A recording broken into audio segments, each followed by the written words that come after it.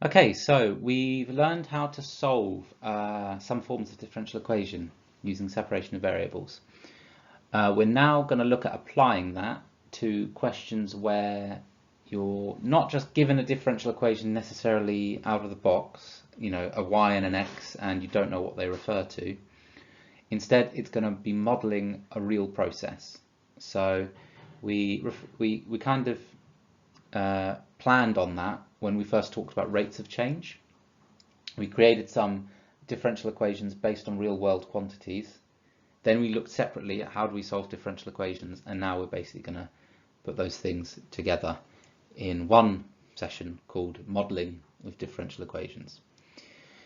So to start us off, just a bit of a thought experiment, not even a thought experiment, but just a question about, you know, how do you think the world works? In this specific case, how do you think the population of humans is changing, at least currently, in the last few decades? There's currently a lot of humans on Earth. What best describes their rate of increase? Would you say the rate of increase is a constant? Would you say the rate of increase is proportional to the number of humans? Or would you say the rate of increase is proportional to the square of the number of humans? Which do you think it is? And this is an oversimplification, but one of these is certainly more accurate than the others. So you can pause, have a think.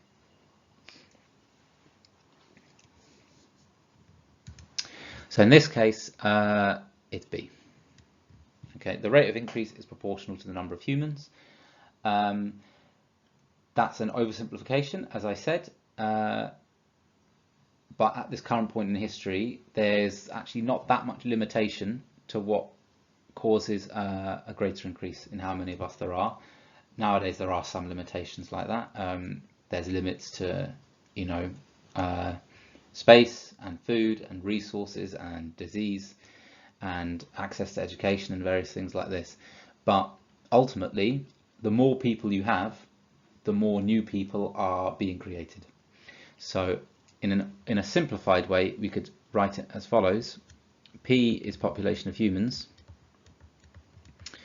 and a very simple expression would be something like the rate of change of people is proportional to the number of people.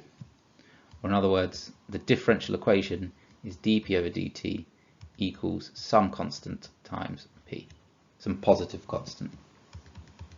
Okay, and from what we've seen, we could technically solve this differential equation now. We could find what is that p function, what is the function which describes this shape based on that differential equation. We won't do this one now because we're going to see an example that's very similar. But we're going to see in a moment why we call this exponential growth. So let's take a look at an example along these lines. So in this case, rather than humans, we're going to talk about microorganisms, but their behavior in terms of population increase, perhaps not that different. We're told that the rate of increase of a population P of microorganisms at time t in hours is given by this differential equation. And they've actually specified the constant, right? They've just said it's 3. But it doesn't particularly matter. The way we'll solve this will be the same, regardless of whether it's a 3 or anything else. We're also told the initial population was of size 8, right? So this is effectively like saying when t equals 0, time t is 0, then p equals 8, right? So much like before we looked at differential equations with x and y, and we said when x is this, y is this. In this case, it's a differential equation in t and p, and we're saying when t is this, p is this. So it's the same idea. This is going to help us go from general solution to particular solution. Okay, that bit of information there. Particular. Okay, so let's do part A. Find a model for P in the following form, stating the value of A. So they've kind of spoiled the question a little bit by telling us what it's going to end up looking like. We didn't need to know this. let's try and do it ourselves. So dp over dt equals 3p. Let's separate variables. So I'm going to end up with 1 over 3p dp equals 1, dt here.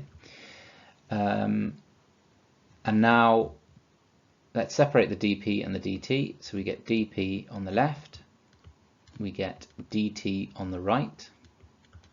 And now we have to apply the integral signs. It doesn't make sense to have a dp and dt floating by themselves. They need the integral sign. And now the left-hand side, we can integrate. The bottom goes to 3. If I differentiate it here, on the top I have 1. So I'm going to change that 1 to a 3. I can put the third outside. And now the left-hand side clearly integrates to the following. Okay, a third ln of 3p. On the right-hand side, the integral of 1 with respect to t is just t. And I add my constant c. And now let's do some rearranging. Multiply by 3, we get ln 3p equals 3t plus 3c. 3c we're going to replace with a new constant. Let's make one up. Let's call it b. I don't want to call it a because that might be a different a to the one we've got there. Let's just give it a new constant. Let's raise both sides to the power of e. So e to the ln 3p equals e to the 3t plus b. On the left we get 3p. On the right we get e to the 3t times e to the b. Okay. That gives us that p equals a third e to the 3t e to the b, where b is some arbitrary number. P therefore equals, and now look, I'm going to put all the stuff that's constants into brackets here and leave the function of t separate. I'm just going to call that a, right? Because that's all just a constant. We can map b to a however we like, and it's a e to the 3t. And that is what we were asked to show, that it equals this. Okay. It then says stating the value of a. Now, the value of a, meaning a specific number, how are we going to do that? We use the initial conditions, effectively. When t is 0, p is 8. So that tells us, let's write it here, when t is 0, p is 8. So in other words, a e to the 3 times 0, which tells us that 8 equals a, right? Because e to the 0 is 1. So our final answer is p equals 8 e to the 3t. And that is the solution to that differential equation.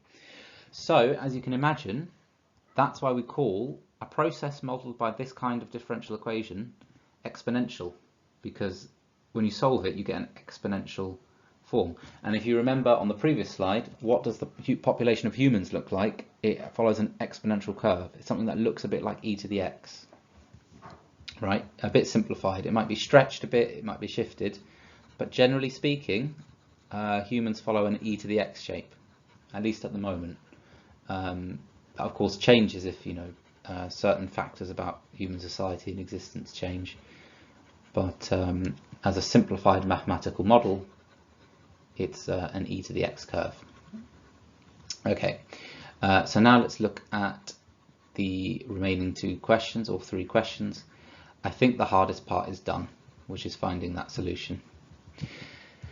So part B says find to the nearest 100 the size of the population at time t equals 2. Okay, very easy.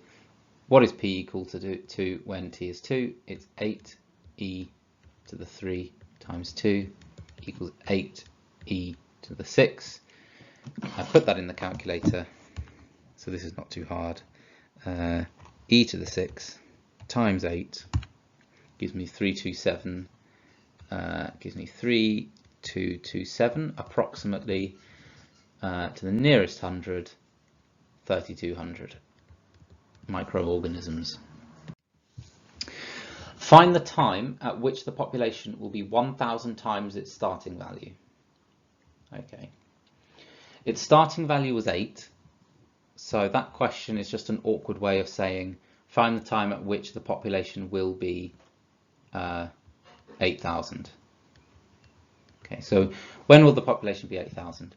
Let's set P to 8,000 and leave the T as our unknown, so we get 8e to the 3t. So in other words, 1,000 equals e to the 3t, therefore 3t equals ln of 1,000. Ln of 1,000. So t is going to be equal to ln of 1,000 divided by 3. If we put that in the calculator, we get about 2.3. So find the time. It's going to be about 2.3 hours later. Now in the textbook they then convert that into hours and minutes. It doesn't actually say you have to do that. I don't really see why that's necessary, but you can do. Obviously be careful because minutes work in base 60, whereas decimals work in base 10. So 2.3 hours, it's not 2 hours and 3 minutes or 2 hours and 30 minutes. It's 2 hours and 3/10 of 60. So 3/10 of 60 is 18, isn't it? So this is actually 2 hours and 18 minutes later. Okay, but 2.3 I think should be fine. Okay, and then finally, state one limitation of this model for large values of t. So this is much like with human population, right? Realistically, an exponential process can't be exponential forever because the real world has limits. There's limits on food, there's limits on space. Earth is only so big. You're not going to fit, 1 trillion people on the Earth, not very easily. There are going to be realistic boundaries and limits to these processes. So one specific limitation, you want to just think of a resource that is limited. So that could be, for microorganisms, that could be food. These microorganisms, they are alive, they need food to live. So limits on food or limits on space. We could also say perhaps, I don't know where they are, they might be floating in a dish in the lab, or they might be on the surface of some object, but ultimately there'll be some space limitation. So it can't be exponential forever. So a real model will actually have a slightly more complicated rate of change, but this one does not. So that is the limitation of the model: food and space. Okay, and we're then going to look at this example, which is a common one about water in a tank, changing volumes, changing surface areas, this kind of thing. Let's look at the detail of the question. So we have water in a manufacturing plant. It's held in a large cylindrical tank, and there's the tank. Its diameter is 20, and water flows out of the bottom of the tank through a tap at a rate proportional to the cube root of the volume. Okay. Show that t minutes after the tap is opened, dh over dt equals this. Okay. So what we need to do is we need to convert these English words into a differential equation, and apparently it will look like this. So let's just break this down a little bit and write some mathematical expressions for some of the things that we've been told. So for instance, cube root of the volume, right? Well, what's the volume of the tank? Sorry, not of the tank, the volume of the water. Right? It means the volume of water left over, the cube root of that is proportional to the rate of the water leaking. That makes sense in some ways, right? Because you could imagine if there's more water in a tank, it's heavier, the water's going to be pushing out faster. If you drain a bath, it takes ages when there's not much water left. But at the beginning, when there's lots of water, it's really applying pressure and it comes out much faster. It's the same thing with this. The volume of this is what then? It's going to be the circle, which in this case is radius 10, times the height. The circle area times the height. So the circle area is pi r squared. That's pi 10 squared. So it's 100 pi times h. Okay, so that's our volume. And the cube root of the volume is therefore, well, in this case, it's just this, isn't it? It's cube root of volume equals cube root of 100 pi h. Water flows out of the bottom of the tank at a rate proportional to this. Okay. So, in other words, the rate of change. So the rate of change of the volume. So d. Oh, hang on. Yeah, dv over dt. So that's the rate of change of the volume. That is equal to. Hang on.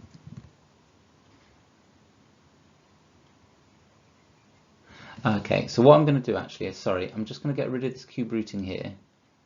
I think we're going in the wrong direction with that slightly. We didn't need to do that.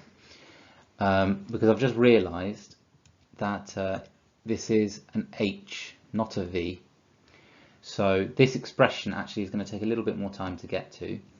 But no worries, we'll just start with what we know. Okay, so what we know is volume is this, that makes sense. And the other thing we know is that dv over dt is proportional, in other words, let's say c, because I've already used k here, let's say c times the cube root of that volume. So I'm going to write here v to the third. Okay, so the bit in green here that I'm underlining is what has given us this differential equation here in green here. And this bit in blue, this is just fact, effectively, that comes from the diagram here. The volume is clearly pi r squared times h. So now using these two, we're going to try and get to this expression here, relating dh and dt. So, how are we going to do this? Well, here's what we can do. We want dh over dt, right? So let's say dh over dt equals, and let's transform that to be something times dv over dt, which we have. This is the same as dv over dt times dh over dv.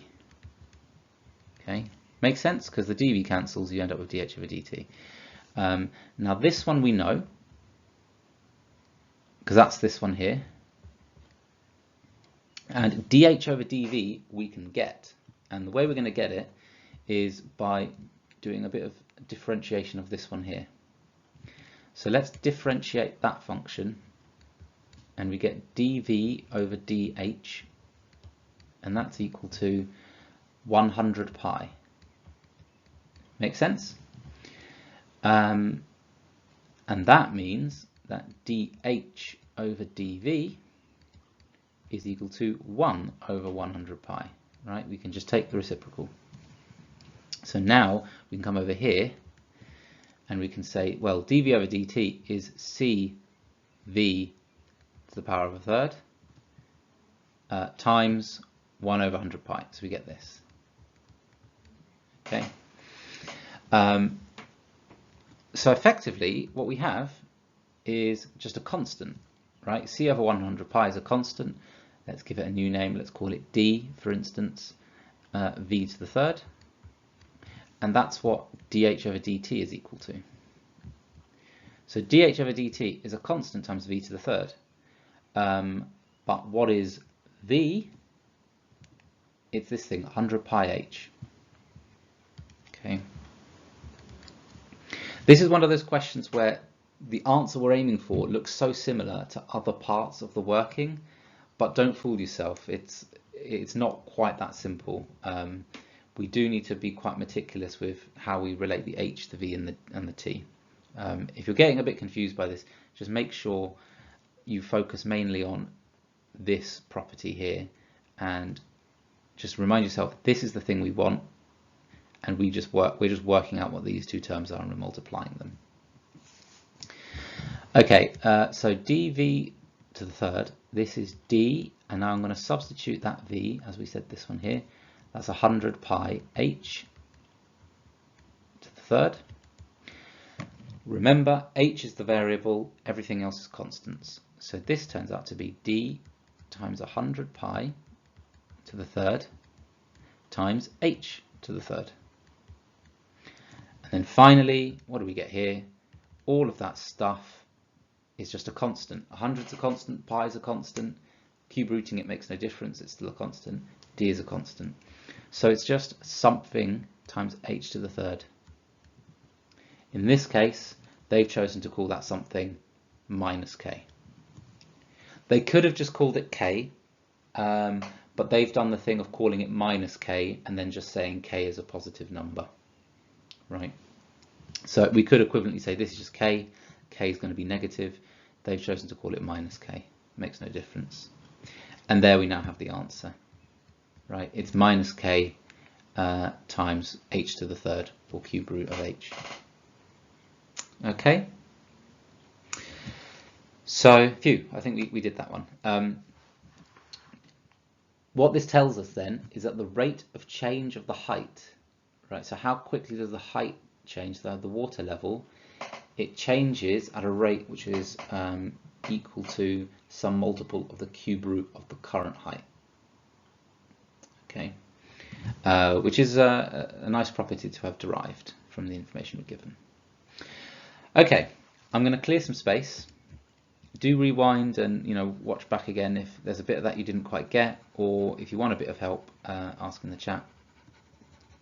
I'm going to get rid of that working, and we're going to do part B. Fortunately, part B doesn't actually require that you know how to do part A. It's a separate question, so we don't need this working anymore. So we derived the following: dh over dt equals some constant, let's call it minus k, h to the third. Part B then says, show that the general solution to this differential equation may be written as follows: h equals and some function of t. And here p and q are just constants. Okay, so what we're going to do is separation of variables, and we're then going to solve this differential equation. So let's bring the h to one side here. So I'm actually just going to multiply by h to the minus a third, just to speed things up. And we get this. And then I can integrate both sides. Or that is to say, put dt to the right hand side first, and then apply the integral sign to both sides. And we get this. Okay, so that's just the separation of variables. I'm going to come over here now. So if we integrate h to the minus a third, we get 3 over 2 h to the 2/3. Yeah, and that's going to be equal to minus kt plus a constant c. Okay, and what are we aiming for? We want to make h the subject eventually. So let's multiply by 2/3. So we get rid of that 3 over 2, and we get minus 2/3 k t plus 2/3 c. Okay. Remember, the stuff in blue, I tried to make that blue, hang on. The stuff in blue is all just constants. So this is effectively some number times t plus some other number. And now we're going to take both sides to the power of 3 over 2.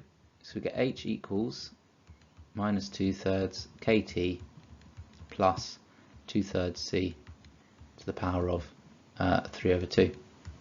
And now we've pretty much got this, except there's a P and a Q here, and all that is replacing minus 2/3 K with minus Q and 2/3 C with P, which we can do perfectly fine because they're just constants. So we can just declare it. This is equal to P minus QT to the 3 over 2. And just make it clear, that 2/3 C, that turned into our P, and this 2/3 K turned into our Q. Okay, great. So that's our general solution. H equals some number minus some other number T, all to the 3 over 2. And that's really nice, because now if we know as time ticks on, as T changes, we know what the height of the water is going to be. Okay, then part C. We're going to find the values of the constants P and Q. So in order to do that, we must have been given some conditions, or some initial conditions. So let's take a look. Our initial conditions are initially, so that when T equals 0, the height of the water is 27. 10 minutes later, and T is measured in minutes, so that's T equals 10, the height is 8. So in other words, when T equals 0, H equals 27, and when T equals 10, H equals 8.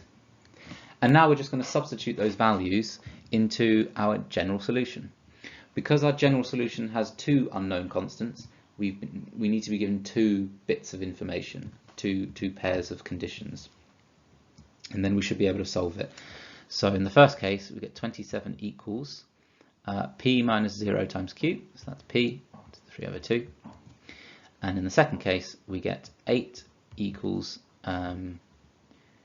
P minus 10Q to the 3 over 2. Looking at that first one, it's quite easy to solve. 27 to the power of 2/3 is going to be 27 cube rooted, 3 squared, P must be 9. And then on this right hand side equation, well, let's replace the P with 9 now.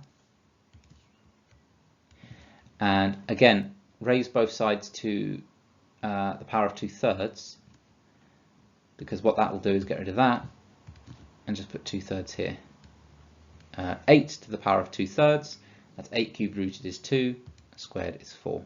So we go 4 equals 9 minus 10Q, which tells us that 10Q is equal to 5, which tells us that Q is equal to 1/2.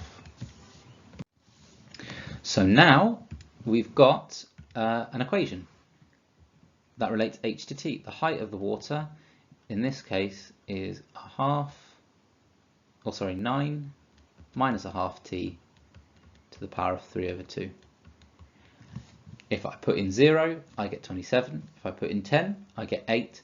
And this function follows the property that was all described here in the beginning, that the rate of the leaking is proportional to the cube root of the volume. Okay, and now the final bit of usefulness to all of this is we can now predict the height at different times, the height of the water at different times. Find the time in minutes when the water is at a depth of 1 meter. Right, so how long will it be till I only have 1 meter of water? Just plug in 1 for H and find out what the value of T is. So 1 equals 9 minus 1/2 T to the 3 over 2. Take 2/3 of both sides. 1 to the power of anything is 1. So we just get this. And that gives us that 8 equals 1/2 T, which tells us that T must be 16, which is indeed correct. So 16 minutes. It takes 16 minutes for it to reach 1 meter of height. Okay, so I hope that made sense. Do ask questions if there's any bit of that you're a bit unsure of. You can put the screenshot in the chat and I'll try and explain it to you. Okay, and now we can take a look at some questions. Okay, so it says, I said I've got 3 slides of questions, but I think it's probably a bit too much, especially because the previous session was also a bit long. Just focus on these 2.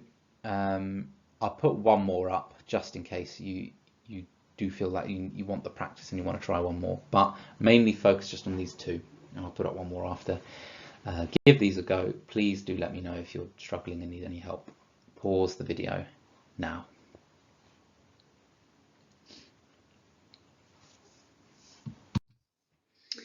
And then you've just got one more question that you can potentially try here, and that will be plenty for now. Give it a go. Pause the video now.